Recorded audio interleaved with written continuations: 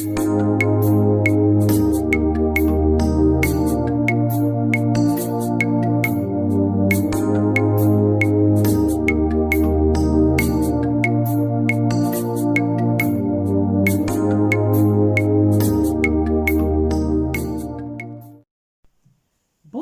bonsoir. Bienvenue à la chaîne Émile Mukanya TV dans l'émission En bref, une émission d'une question et d'une réponse en bref. Je salue tout le monde qui nous suit de partout et à vous, nos abonnés, je vous salue et merci pour vos encouragements. J'invite tous ceux qui ne sont pas encore abonnés à la chaîne Émile Mukanya TV, allez sur YouTube, abonnez-vous, likez, partagez et cliquez sur la clochette de notification. Le sujet du jour. Nous savons que notre Créateur est tout-puissant. Il suffit juste qu'il dise un mot et la chose s'accomplit. Mais dis-nous, frère Émile, pourquoi il a voulu se donner la mort pour que nous soyons sauvés? Pourquoi il s'est sacrifié jusqu'à se donner la mort pour que nous soyons sauvés? Shalom, shalom, shalom, peuple de Dieu. Shalom, peuple béni. Je suis votre bien-aimé frère Émile. Bonjour, bonsoir de partout où vous nous suivez. La question qui m'a été posée, Julienne, pourquoi notre Dieu devait-il se sacrifier pour nous donner la vie?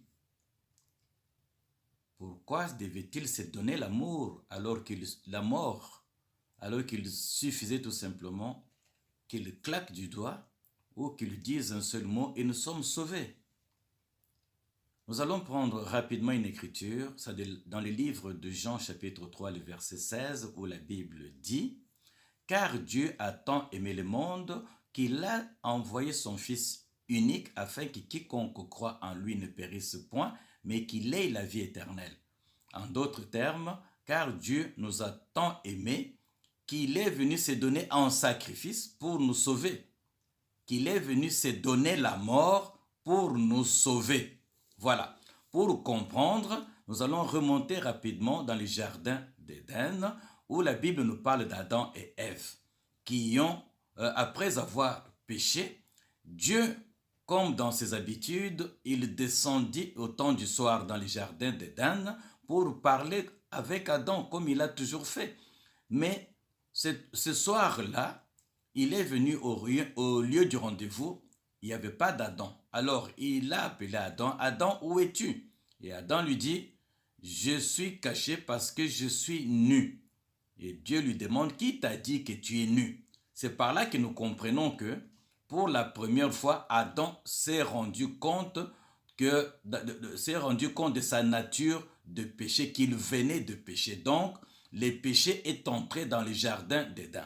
Et notre Dieu, par son amour infini, il ne l'a pas abandonné.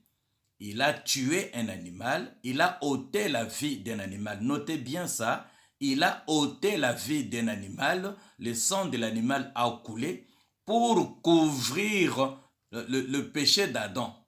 Il a pris la peau de l'animal, il a couvert la nudité d'Adam. C'est-à-dire, il a couvert son péché. Voilà. Mais Adam ne pouvait plus résider dans le jardin parce que le sang qui a coulé de l'animal couvrait tout simplement le péché, mais le péché demeurait.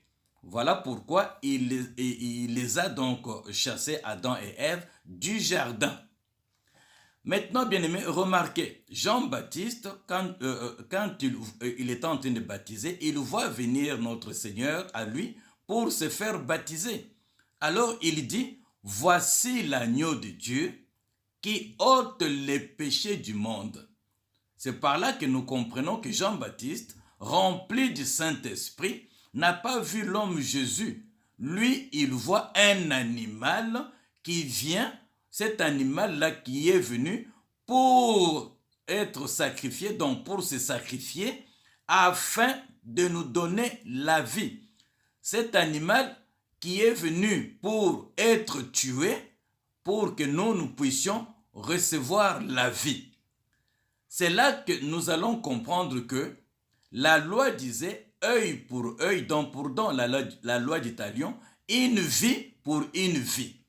Comme notre Dieu avait ôté la vie d'un animal dans le jardin d'Éden, on devait aussi prendre sa vie. Voilà pourquoi il est venu comme un animal pour donner sa vie. Il est venu se donner en sacrifice, comme il avait pris la vie, je répète, il avait ôté la vie d'un animal dans le jardin d'Éden.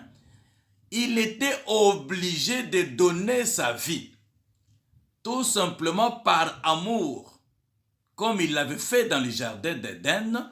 Là aussi, on devait aussi prendre sa vie. Comme Dieu ne meurt pas, il est venu comme un homme. La Bible dit 100% homme, 100% Dieu. Donc, l'animal qui est venu, c'est notre Seigneur Jésus. Jésus est venu comme un animal, comme l'agneau qu'on a conduit à l'abattoir. Donc Jésus, l'animal, c'est cet animal-là qu'on devait sacrifier pour que nous héritions la vie. C'est clair, c'est plus simple que ça. Donc notre Dieu était obligé de se donner la mort pour que nous ayons la vie, comme il avait fait dans le jardin d'Éden.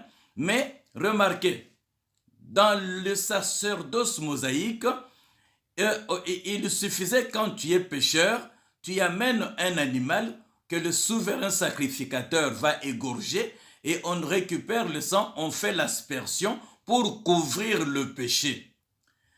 Et cette cérémonie s'est répétée chaque année parce que le sang des animaux, le sang de boucs, de taureaux couvrait seulement le péché. Maintenant, il fallait un sang divin. Voilà pourquoi notre Seigneur Jésus, quand il vient, il change de sacerdoce.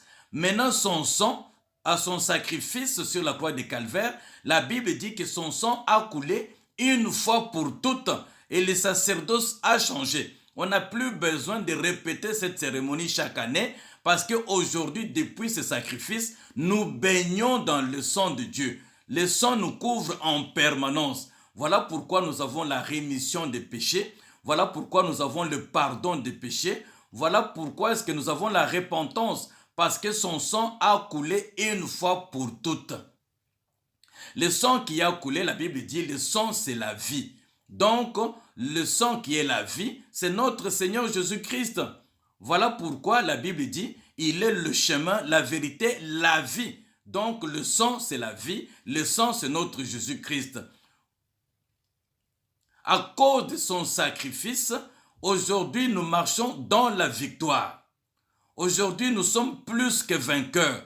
Voilà pourquoi nous, chrétiens, nous n'invoquons pas le sang parce que nous baignons dans le sang. Le sang nous couvre en permanence. Tout ce que nous faisons, c'est tourner nos regards sur le sacrifice sur la croix de Calvaire où il s'est donné la mort.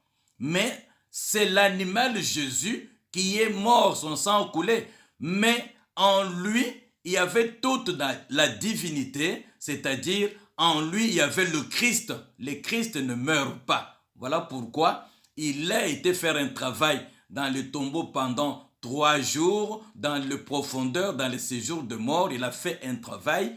Puis au 3e jour, il est ressuscité. Le Christ ne meurt pas. Voilà ce que je peux dire rapidement. Que Dieu vous bénisse.